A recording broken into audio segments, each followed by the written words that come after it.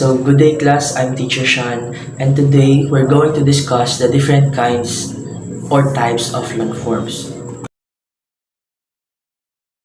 So, landforms are natural features on Earth's surface like mountains, valleys, plains, and coastlines, shaped by geological processes such as erosion, deposition, and tectonic activities.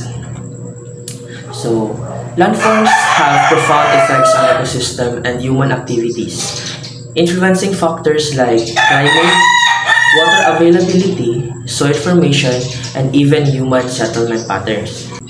So, now let's dive into the different kinds of landforms.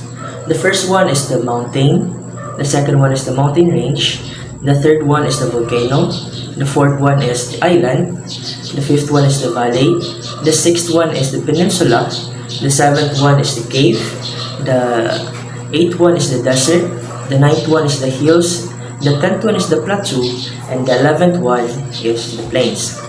So, mountain. Mountains are landforms that rises prominently above its surroundings, generally exhibiting steep slopes and relatively confined summit area, and considerable as local reliefs. So, examples of these are the Mount Apo, Mount Fuji, and Mount Everest. So, let's go to the mountain range. A mountain range is a series of mountains like are close together and share similar characteristics. And also, mountain ranges are created when continental plates collide. The next one is volcano.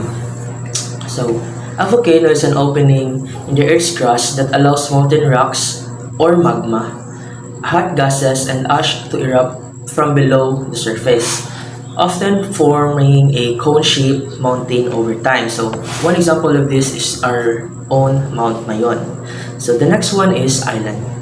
So, an island is a piece of land surrounded by water, smaller than a continent, and can be found in oceans, seas, lakes, or rivers. So, we all know that Philippines has a lot of islands, especially our very own island, the Negros Island region. So, let's move to valleys. So, valleys are elongate depression of the Earth's surface and also the most commonly drained by rivers and may occur in relatively flat plains or between ranges of hills or mountains. So the next one is the peninsula. So a peninsula is a piece of land that is almost entirely surrounded by water but is still connected to a larger landmass like an arm reaching out into the sea. So the next one is cave. Cave is a natural chamber or series of chambers in the earth or in the side of a hill or a cliff. So the next one is the desert. So a desert is a vast area of dry and arid land characterized by a scarcity of water and lack of vegetation. So deserts typically have extreme climates with high temperatures during the day and low temperatures at night. The next one is the hill. A hill is a landform that extends above the surrounding terrain. It often has a distinct summit and is usually applied to peaks where are above elevation compared to the relative landmass, though not as prominent as mountains. So hills are just like hills are a landform that is above sea level, but it is not that high as a mountain. So the next one is the plateau. So a plateau is a large, flat, elevated area of land that rises sharply above the surrounding terrain, often with steep sides or escarpments. So the next one is the plains.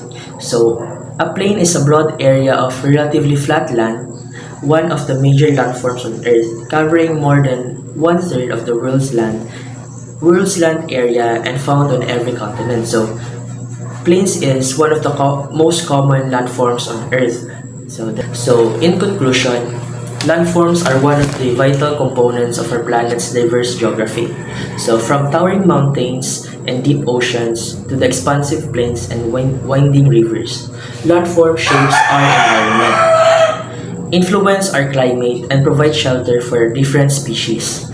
understanding the different types of landform is essential for managing natural resources, mitigating natural hazards, and preserving our ecosystem. So, and by appreciating the beauty of different landforms, we can foster a deeper connection with our natural world and work towards a sustainable future.